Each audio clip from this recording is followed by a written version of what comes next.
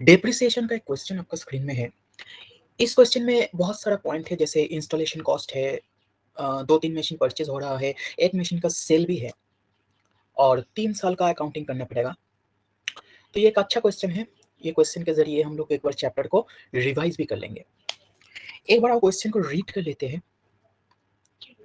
A machine was purchased on 1st Jan 2000 for rupees 19400 and rupees 6000 was spent on its installation.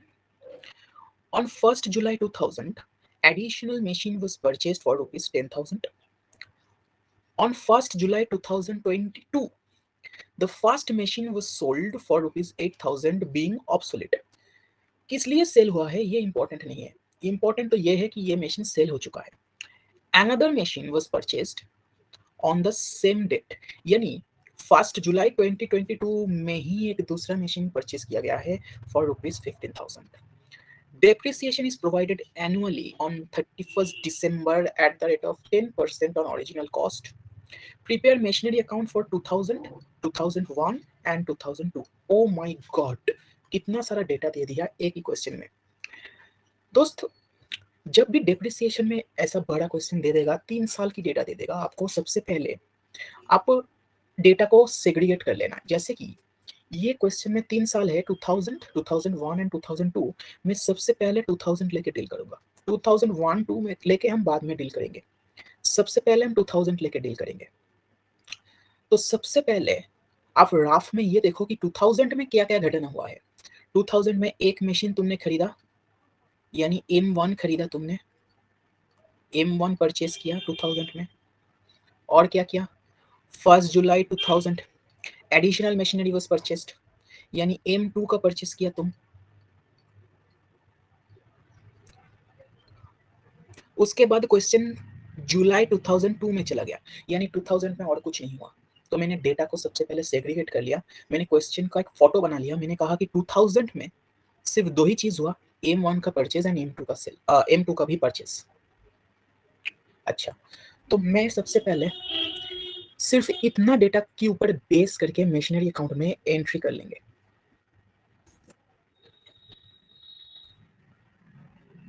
हम क्या करेंगे, हम date में लिखेंगे 1 जैन 2000।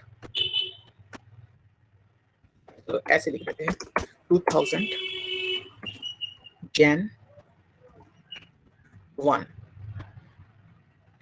और उसके बाद पार्टिकुलर्स कलम में हम लिखेंगे टू बैंक अकाउंट।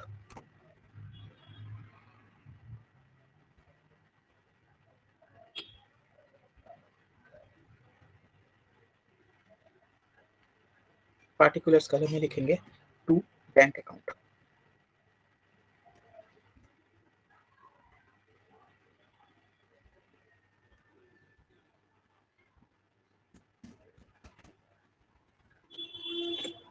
और अमाउंट कितना होगा? अमाउंट होगा 20,000। सवाल यह है 20,000 क्यों?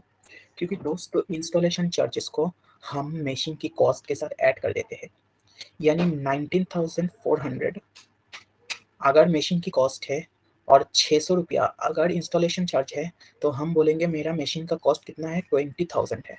20,000, तो हम 20,000 लिख देंगे टू बैंक 20,000।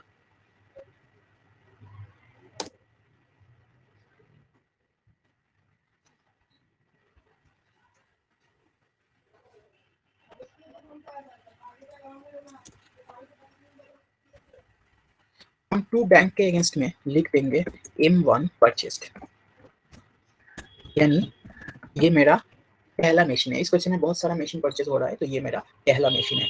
तो अभी तक हमने क्या क्या किया, मैंने बिल्कुल स्लो मोशन में कर रहा हूँ क्योंकि डिप्रिसिएशन में आप लोगों का बहुत प्रॉब्लम होता है।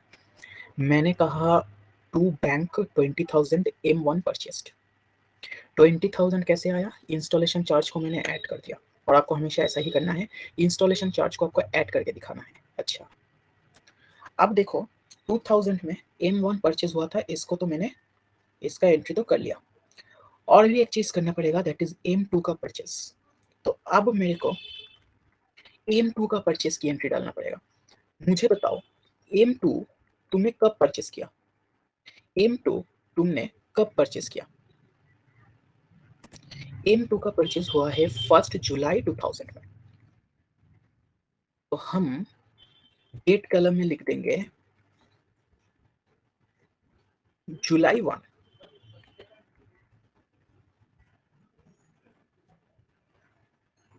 हम डेट कॉलम में लिख देंगे जुलाई 1 और हम पार्टिकुलर्स कॉलम में फिर से लिख देंगे to bank account M2 purchased, यानी मशीन 2 परचेस्ड।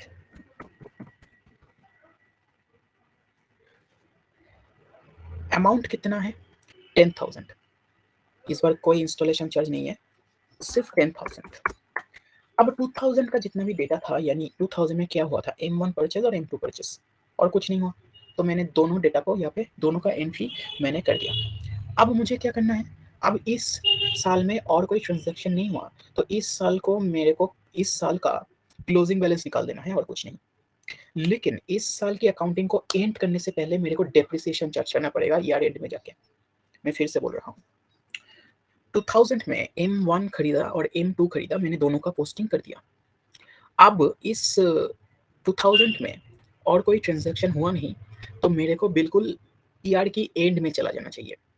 अब ईआर की एंड में हम सबसे पहले डेप्रिसिएशन चार्ज करेंगे और उसके बाद हम मशीनरी अकाउंट का बैलेंस कर देंगे। तो ईआर एंड में जाके हमको डेप्रिसिएशन चार्ज करना है, और क्वेश्चन बोल दिया है कि ईआर एंड कब होता है, 31 दिसंबर में। यानी ये जो बिजनेस है ये कैलेंडर ईयर फॉलो करता है। क्या फॉलो करता है? कैलेंडर ईयर फॉलो करता है। और ये बिजनेस का accounting year is calendar year, that is January to December. तो ईयर एंड कब हो रहा है? दिसंबर में। तो हम दिसंबर में आ जाएंगे, 31 दिसंबर में, और जिस दिन ईयर एंड हो रहा है उस दिन हम डेप्रिसिएशन लगाएंगे। हम लिखेंगे बाय डेप्रिसिएशन। अब सवाल ये है कि डेप्रिसिएशन का अमाउंट क्या होगा। देखो क्वेश्चन बोल दिया है 10% ऑन ओरिजिनल कॉस्ट। अच्छा, तो अब चलो देखते हैं डेप्रिसिएशन का अमाउंट कितना होगा। दोस्तों डेप्रिसिएशन मेरे पास जितना मशीन है ईयर एंड में जाके उतना मशीन के ऊपर लगता है। तो मेरे पास अभी कितना मशीन है, M1 है और M2 है। तो मेरा डेप्रिसिएशन M1 के ऊपर भी लगेगा, M2 के ऊपर भी लगेगा। M1 के ऊपर कितना डेप्रिसिएशन लगेगा? देखो M1 के ऊपर 20,000, M1 के ऊपर 20,000 multiplied by 10%, that is 2000। M1 के ऊपर 2000 का डेप्रिसिएशन लगेगा। कैसे? 20,000 multiplied by 20,000 multiplied by 10%। So 20,000 multiplied by 10%। देखो यहाँ पे कोई टाइम एडजस्टमेंट करने की दरकार नहीं है, जैसे कि 6/12, 3/12 ना। तुम मशीन खरीदे थे 1 जन में और डेप्रिसिएशन चार्ज कर रहे हो 31 दिसंबर में, तो पूरा साल का ही डेप्रिसिएशन लगेगा 1 जन टू 31 दिसंबर। सो 10%, पूरा फ्लैट 10% लगा देंगे, and the amount will be 2000। तो M1 के ऊपर डेप्रिसिएशन कितना आया? 2000। अब सवाल ये है कि M2 का ऊपर डेप्रिसिएशन कितना आएगा। सबसे पहले 10,000 मल्टीप्लाइड बाई 10%। अब मुझे बोलो कैलकुलेशन को यहीं पे छोड़ दे या थोड़ा सा और भी कुछ एडजस्टमेंट करना पड़ेगा। मेरे दोस्त 10% is the rate per annum. देखो डेप्रिसिएशन का रेट 10% पर एनम, यानी एक साल में 10%। ये जो मशीन तुम्हारे पास है, क्या ये मशीन साल भर तुम्हारे पास है?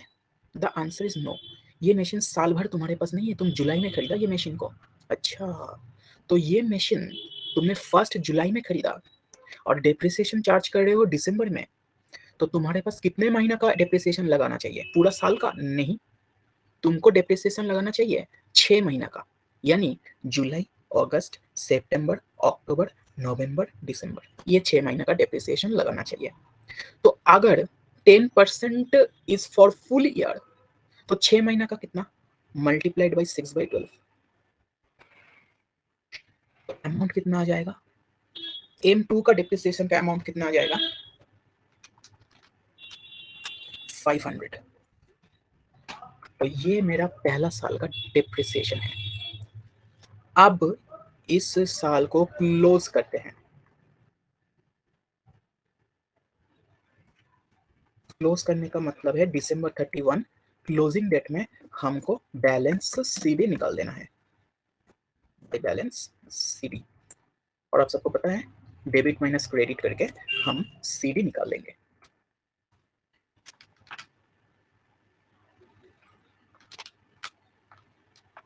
CD is 27,500। अच्छा, इस सीडी में भी आप ब्रेकअप करके दिखा सकते हो अगर आप चाहो तो। M1 का कितना, M2 का कितना, इसका ब्रेकअप दिखा सकते हो। चलो मैं दिखाई देता हूँ। M1 का सीडी कितना, टोटल तो 27,500 है। मैं टोटल ना करके मैं ब्रेक करके दिखाता हूँ। M1 का सीडी कितना, M1 का CD is 20,000 minus 2,000, that is 18,000। और M2 का सीडी कितना, M2 का CD is 10,000 minus 500, that is 9,500। अब अगर टोटल बेसिस में करते हैं, यानी डेबिट माइनस क्रेडिट करते हैं, तो भी यही आता, 27,500 आता टोटल में। तो मैंने उसको ब्रेक करके दिखाया। मैंने कहा M1 का इतना, M2 का इतना। मैंने कुछ नहीं किया, मैंने सिर्फ M1 का कॉस्ट से M1 का डिप्रिसिएशन को हटा दिया तो M1 का सीडी निकल गया, और M2 का कॉस्ट से M2 का डिप्रिसिएशन को हटाया तो M2 का सीडी निकल गया। और कुछ नहीं किया मैंने, बहुत सिंपल चीज किया। मैं क्यों सेग्रीगेट कर लिया, मैं टोटल बेसिस में 27,500 सीडी लिख सकता था। मैंने इसको सेग्रीगेट क्यों किया, क्योंकि सेल की पॉइंट जब हम डील करेंगे ना, तब मेरे को थोड़ा सा सुविधा होगा, इसलिए मैं यहाँ पे सेग्रीगेट कर लिया। वरना आप यहाँ पे टोटल भी लिख सकते हो, कोई दिक्कत नहीं है। सेल की पॉइंट में जाके कैलकुलेशन ठीक ठाक कर लेना। तो ये मेरा पहला साल खत्म हो गया। हम टोटल लिख देते हैं 30,000। मैं बहुत ज्यादा स्लो चल रहा हूँ और मैं उम्मीद करता हूँ कि आपको समझ में आ रहा है। ये मेरा पहला साल का मशीनरी अकाउंट बन गया, यानी 2000 का। और भी 2 साल अभी भी बाकी है। बट मैंने अभी तक क्या क्या किया, ध्यान से देखो दोस्तों। सबसे पहले मैंने अभी तक जितना भी सवाल सॉल्व किया ना, मैंने सबसे पहले क्या किया था, मैंने सबसे पहले 2000 में क्या क्या घटना हुआ है उसका एक लिस्ट बना लिया था। देखो मैंने एक लिस्ट बना लिया था। मैंने कहा कि 2000 में M1 खरीदा और M2 खरीदा, बस। और कुछ नहीं हुआ, सिर्फ 2 मशीन खरीदा गया है। इस लिस्ट के ऊपर डिपेंड करके मैंने अब सवाल करना चालू कर दी। मैंने कहा कि M1 का पोस्टिंग यहाँ पे करते हैं 2 बैंक, और फिर M2 खरीदा उसका भी पोस्टिंग कर दिया 2 बैंक बोल के। अब जो 2 चीज का लिस्ट बनाया था 2000 में, उसका मैंने अकाउंटिंग कर दिया। अब सिंपली क्या करना है, ईयर एंड में जाके डिप्रिसिएशन चार्ज करना है और अकाउंट को क्लोज करना है, और मैंने वही किया। तो मैंने पहले बहुत सारा डेटा एक साथ है, मैंने डेटा को सेग्रीगेट कर लिया। 2000 की अकाउंट बनाएंगे तो 2000 का डेटा का लिस्ट बनाया, क्या क्या ट्रांजैक्शन हुआ। तो जो जो ट्रांजैक्शन हुआ, यानी जो जो ट्रांजैक्शन हुआ M1 परचेज और M2 परचेज, उसका पोस्टिंग किया। फिर ईयर एंड में जाके डिप्रिसिएशन लगा के अकाउंट क्लोज किया। अच्छा, अब M2 में भी हम वही करेंगे। पहले क्या क्या ट्रांजैक्शन, M2 नहीं सॉरी 2001 में, यानी नेक्स्ट ईयर में, नेक्स्ट ईयर 2001 में भी हम वही करेंगे। क्या क्या ट्रांजैक्शन हो रहा है उसका लिस्ट बनाएंगे, वो ट्रांजैक्शन का पोस्टिंग करेंगे, और फिर ईयर एंड में जाके डिप्रिसिएशन लगा के क्लोज कर देंगे। सो देखते हैं 2001 में क्या क्या घटना हुआ है। 2000 की डेटा यहाँ पे खत्म होता है और फिर क्वेश्चन डायरेक्टली चला जाता है 2002 में। इसका मतलब 2001 में कोई ट्रांजैक्शन नहीं हुआ, यानी कोई मशीन का परचेज नहीं हुआ, कोई मशीन का सेल नहीं हुआ, नो परचेज सेल। तो मेरा कोई लिस्ट बनेगा ही नहीं 2001 में। तो हम 2001 में क्या करेंगे, सिंपली ईयर एंड में जाके डिप्रिसिएशन लगाएंगे और अकाउंट को क्लोज कर देंगे। 2000 में क्या किया था, 2000 में पहले लिस्ट बनाए थे और वो लिस्ट को पहले डील किए थे, फिर ईयर एंड में जाके डिप्रिसिएशन लगा के अकाउंट क्लोज। 2001 में लिस्ट में कुछ नहीं आ रहा है तो सीधा ईयर एंड में जाके डिप्रिसिएशन लगा के अकाउंट क्लोज। तो 2001 जो है ये तो बहुत ही ज़्यादा आसान निकला, इसमें हमको तो ज़्यादा कुछ करना ही नहीं है। तो सिंपली हम ईयर एंड में जाएंगे, डिप्रिसिएशन लगा के हम अकाउंट को क्लोज कर देंगे। तो हम लिखेंगे 2001 और Jan 1 में हम CD को BD कर देंगे। नॉर्मल चीज़ है जो हमेशा करना पड़ता है, CD को BD करेंगे और 27,500 मैं ब्रेकअप एक बार दिखा दिया ऊपर में, बार बार हम टाइम वेस्ट नहीं करेंगे। मेरे को ब्रेकअप चाहिए तो CD से मैं ब्रेकअप उठा सकता हूँ, है ना, सेम ब्रेकअप ही तो है। BD तो CD जो है वही तो BD है, तो मैं BD में जाके फिर से ब्रेकअप करके लिखूंगा, दरकार नहीं है। मैंने टोटल लिख दिया 27,500। मैं उम्मीद करता हूँ कोई कन्फ्यूजन नहीं हो रहा है। फिर भी अगर कंफ्यूजन हो रहा है तो आप यहाँ पे भी ब्रेकअप कर सकते हो, कोई दिक्कत नहीं है, मैं करके दिखा देता हूँ। नहीं तो सब लोग सोचेगा 27,500 कैसे आया। देखो BD जो है, BD M1 का कितना, M1 का BD इज 18,000, तो मैंने M1 का BD लिख दिया 18,000 और M2 का कितना 9,500। तो मैंने पहले इकट्ठा लिखा था, लेकिन आप लोगों को डाउट हो सकता है, इसलिए मैंने इसको भी ब्रेक करके दिखा दिया। लो, कोई दिक्कत नहीं हो सकता अभी तो। अभी इस साल में कोई ट्रांजैक्शन है नहीं, तो हम सिंपली चला जाएंगे, कोई परचेस सेल नहीं है, तो हम सिंपली चला जाएंगे ईयर एंड में, और ईयर एंड में जाके हम लगाएंगे डेप्रिसिएशन। 2001 में December 31 हम लगाएंगे डेप्रिसिएशन। मैं बहुत स्लो चल रहा हूँ, मैं उम्मीद करता हूँ कि समझ में आ रहा है। अब दिसंबर में 31 को हम डेप्रिसिएशन लगाएंगे। कौन कौन सा मशीन के ऊपर डेप्रिसिएशन लगाएंगे, जितना मशीन मेरे पास है उतना मशीन के ऊपर डेप्रिसिएशन लगाएंगे। अब कितना मशीन मेरे पास है, मेरे पास दो ही मशीन है, एक है M1, एक है M2।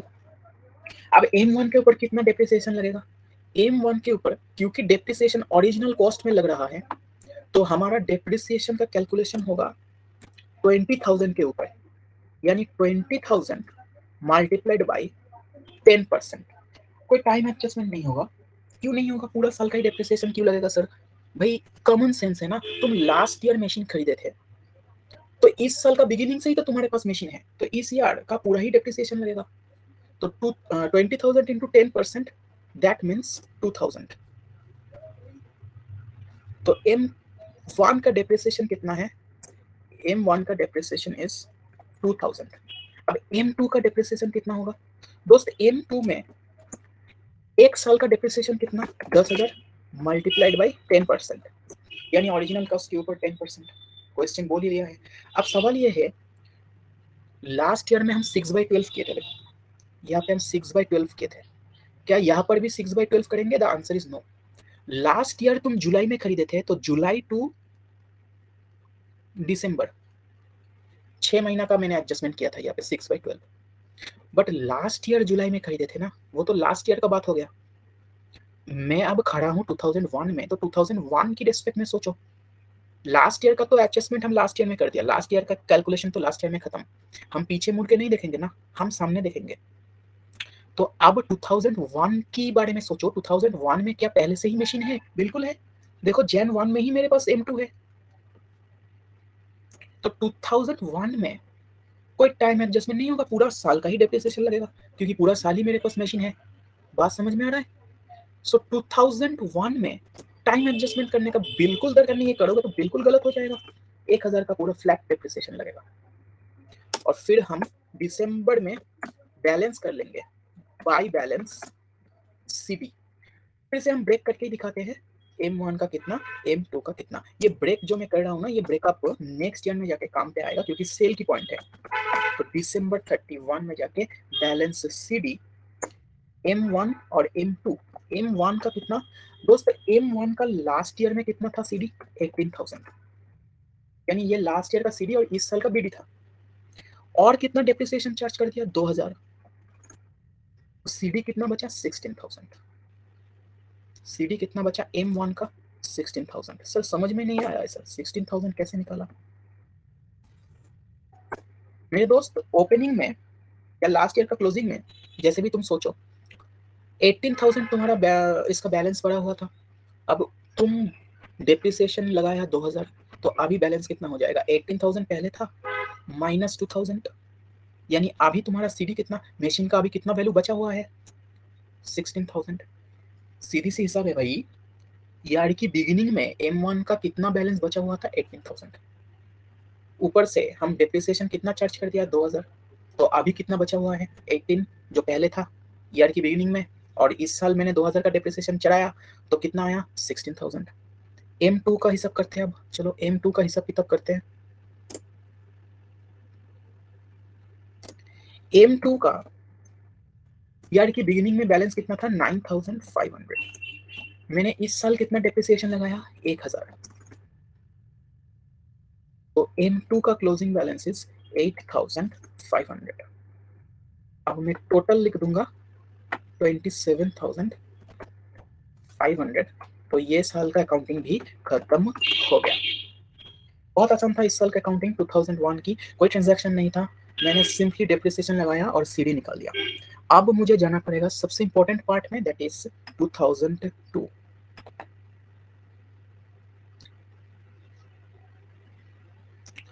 सबसे पहले 2002 में हम एक काम करते हैं, सीडी को बीडी कर देते हैं, फिर हम क्वेश्चन में जाके देखेंगे कि इस साल क्या क्या घटना हुआ है। Jan 1 में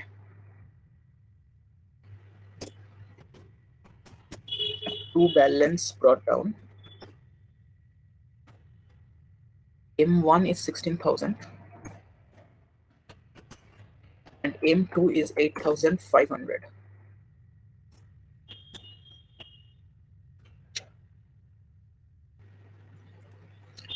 अभी तक मैंने कुछ नहीं किया, सिर्फ सीडी को बीडी करके दिखाया। अब हम क्वेश्चन में जाएंगे और क्या क्या ट्रांजैक्शन इस साल में हुआ उसका लिस्ट बनाएंगे। हम अभी खड़ा है 2002 में, तो मैं पहले का जो डेटा है उसको थोड़ा सा इरेज कर लेता हूँ, थोड़ा सा अनटाइडी हो गया। 2001 को मैं इरेज कर लेता हूँ, ये चाहिए नहीं। मैं अब खड़ा हूँ 2002 में। 2002 में क्या क्या घटना हुआ है देखो। On 1 July 2002 the fast machine was sold. अच्छा, फास्ट मशीन मतलब M1 का सेल हुआ है 8,000 रुपीज में। Another machine was purchased on the same date for rupees 15,000। यानी M1 M2 तो पहले से ही था, M3 का परचेज हुआ है। तो M1 का सेल और M3 का हुआ है परचेज। M3 का परचेज हुआ है 15,000 से। तो ये दो ट्रांजैक्शन को मुझे अब डील करना है। तो सबसे पहले हम सेल को डील करेंगे, फिर परचेज को डील करेंगे, फिर क्या करेंगे? ईयर एंड में जाके डेप्रिसिएशन लगा के क्लोज कर देंगे।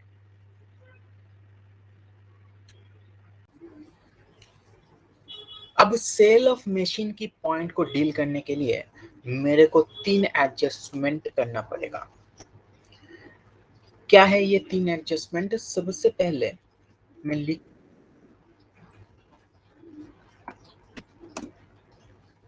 सबसे पहले जब सेल होता है तो मुझे डेप्रिसिएशन कैलकुलेट करना पड़ेगा।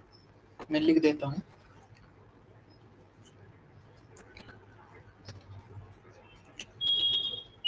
अपॉन सेल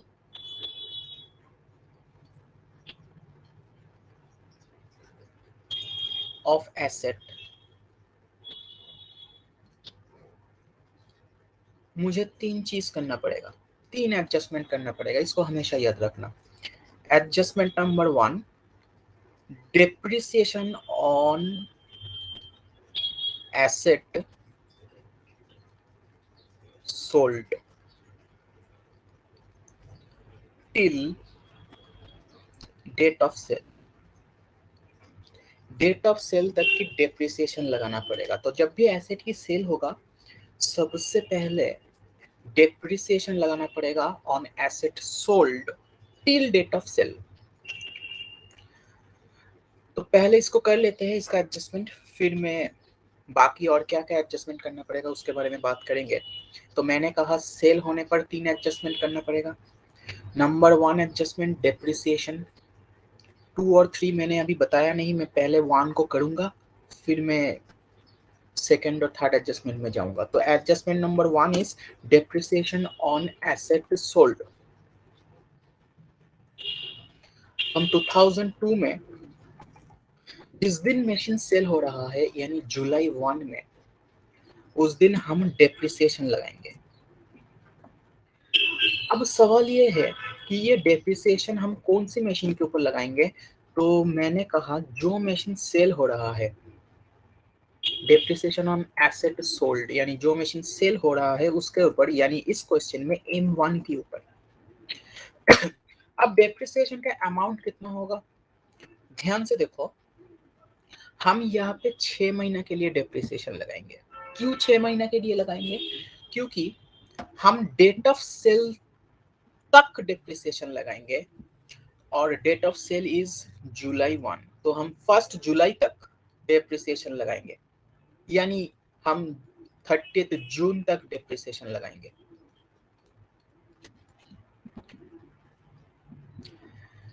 तो हम डेप्रिसिएशन लगाएंगे 6 महीना का, यानी जैन, फेब, मार्च,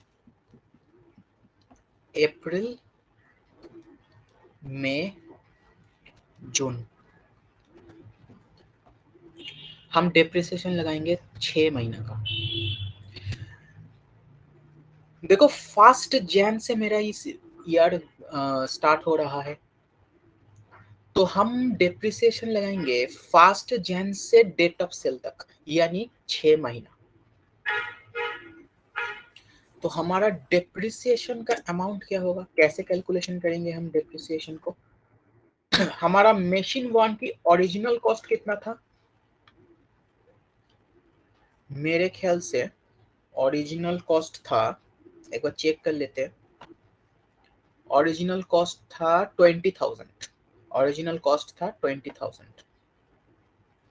तो मशीन 1 की ओरिजिनल कॉस्ट था 20,000, तो हम 20,000 के ऊपर, क्योंकि ये एसएलएम मेथड है, हम 20,000 के ऊपर लगाएंगे 10% और मल्टीप्लाई करेंगे 6/12 से। क्यों 6/12, मैंने पहले ही कहा, जैन से जून तक, यानी 6 महीना का डेप्रिसिएशन लगेगा। तो डेप्रिसिएशन का अमाउंट क्या हो जाएगा, इट विल कम टू 1,000।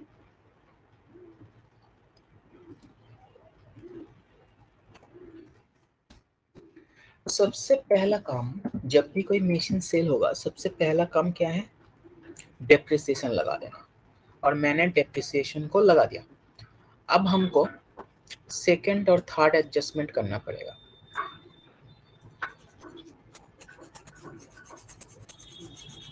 पहला एडजस्टमेंट हमने कर दिया, upon sale of asset, first adjustment is depreciation, वो मैंने कर दिया। अब second adjustment is selling price या सेल प्रोसीड्स, जो भी बोलो, सेल प्रोसीड्स का एंट्री करना पड़ेगा, यानी सेलिंग प्राइस का एंट्री करना पड़ेगा। तो सेलिंग प्राइस का एंट्री क्या होगा, जितना अमाउंट से हम ये मशीन को सेल कर रहे हैं, हम बाय बैंक बोल के वो अमाउंट लिख देंगे। तो इस मशीन का सेलिंग प्राइस कितना है, एक बार क्वेश्चन में देख लेते हैं। मशीन वाज सोल्ड फॉर ₹8,000, तो हम क्रेडिट साइड में लिखेंगे जुलाई 1, सेम डेट पे हम लिखेंगे बाय बैंक 8,000।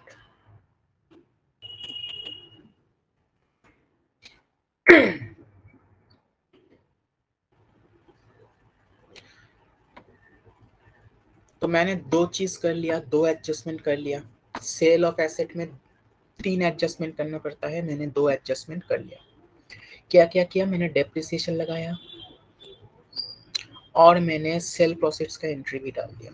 अब मेरे को थर्ड एडजस्टमेंट करना पड़ेगा, that is calculation of profit और लॉस ऑन सेल। प्रॉफिट और लॉस ऑन सेल। अब मुझे प्रॉफिट और लॉस ऑन सेल की कैलकुलेशन करना पड़ेगा।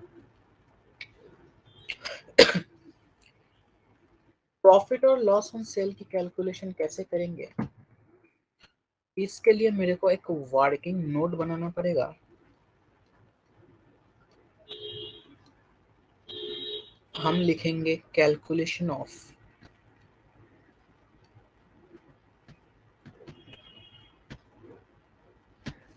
प्रॉफिट और loss on sale.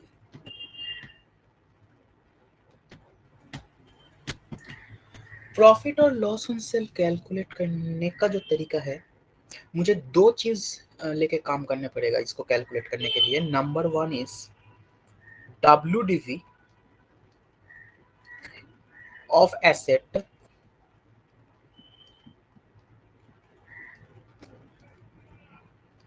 On date of sale, यानी जो मशीन सेल हो रहा है उसका डेट ऑफ सेल में WDV कितना है। और सेकेंड चीज है सेल प्रोसीड्स यानी सेलिंग प्राइस, सेल करके कितना पैसा मिला। ये दो चीज को कंपेयर करके मेरे को प्रॉफिट और लॉस निकालना पड़ेगा। तो सबसे पहले देखते हैं WDV of the machine on date of sale कितना है। मेरे दोस्त, मेरा डेट ऑफ सेल कितना है? What is my date of sale? 1 जुलाई। उस WDV on date of sale निकालने के लिए हम सबसे पहले 1 जैन का WDV को ले लेते हैं। मशीन 1 का वैल्यू कितना था 1 जैन में? WDV मीन्स नेट वैल्यू, जो डेप्रिसिएशन चार्ज करने के बाद पड़ा रहता है।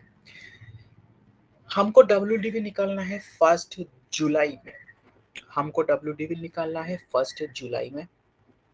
तो हम सबसे पहले जो लास्ट WDV मेरे पास अवेलेबल है मशीन 1 का वो उठा लेते हैं, और लास्ट WDV जैन 1 को अवेलेबल है 16,000। तो अगर जैन 1 में 16,000 WDV है और जैन टू जून इस पीरियड में मैंने 1,000 की डिप्रिसिएशन और लगाया,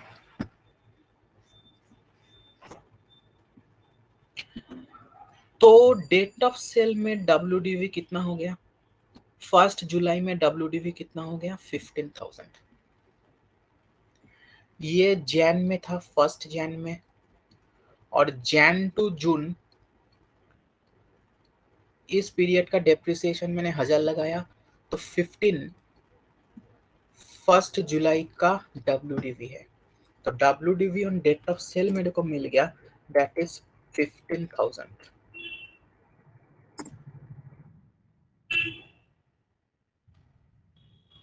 WDV on date of sale is 15,000 और मेरा सेल प्रोसीड्स यानी सेलिंग प्राइस कितना है? 8,000।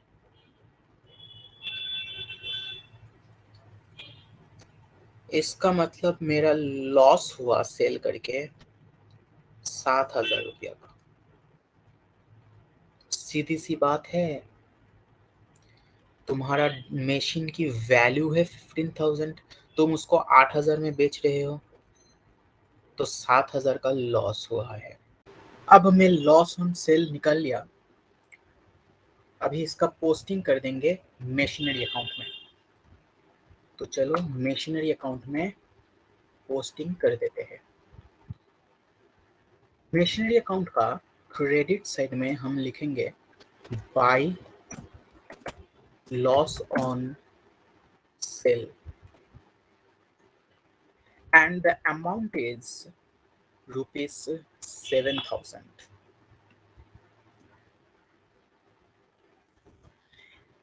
ये लिखते ही मेरा सेल का पॉइंट खत्म हो गया।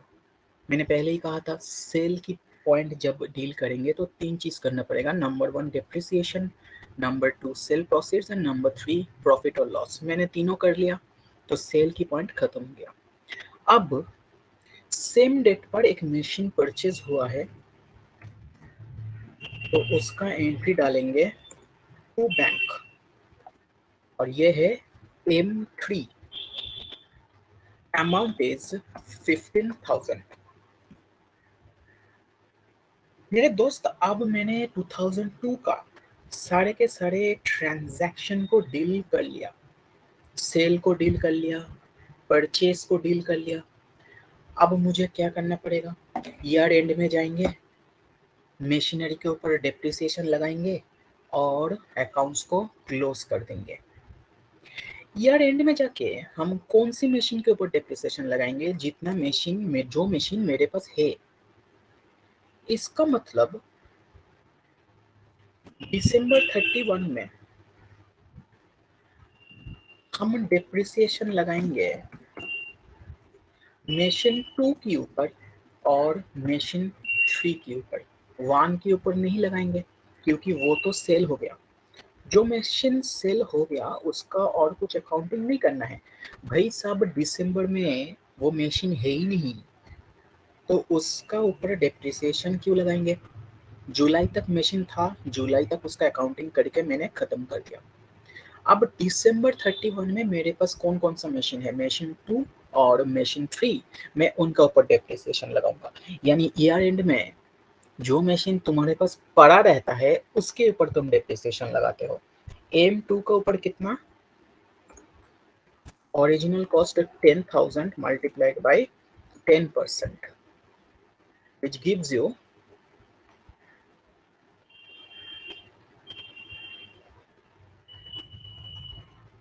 1,000। एंड मशीन 3 के ऊपर कितना? 15,000 इंटू 10% इंटू 6/12। क्यों? मैंने जुलाई में खरीदा, तो जुलाई टू दिसंबर में जुलाई में मशीन खरीदा और मैं डेप्रिसिएशन कैलकुलेट कर रहा हूँ दिसंबर में, तो 6 महीना हुआ ना। तो जुलाई टू दिसंबर 6 महीना का डेप्रिसिएशन लगाएंगे and it will come to 7,500। बस अब मुझे सिर्फ और सिर्फ बैलेंस शीट करके इस आंसर को खत्म करना पड़ेगा। By balance carried down, debit minus credit कर देंगे। अब मुझे ब्रेकअप की दरकार नहीं है। मैंने लास्ट 2 साल में ब्रेकअप इसलिए किया था ताकि सेल की पॉइंट डील करने में आसानी है। अब मुझे ब्रेकअप नहीं चाहिए क्योंकि ये मेरा लास्ट ईयर ऑफ अकाउंटिंग है, मुझे इसके आगे अकाउंटिंग करना नहीं है। तो हम सीधा 21,750 लिख देंगे। 21,750 को हम ब्रेक करके नहीं दिखाएंगे क्योंकि इसका दरकार नहीं है। अगर आप चाहो तो दिखा सकते हो। अगर इसका ब्रेकअप करोगे तो M2 का कितना आएगा?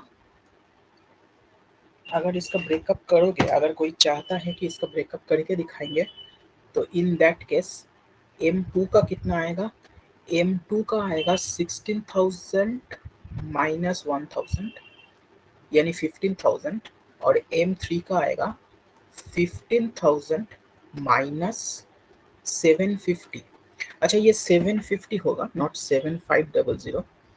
This will be 750।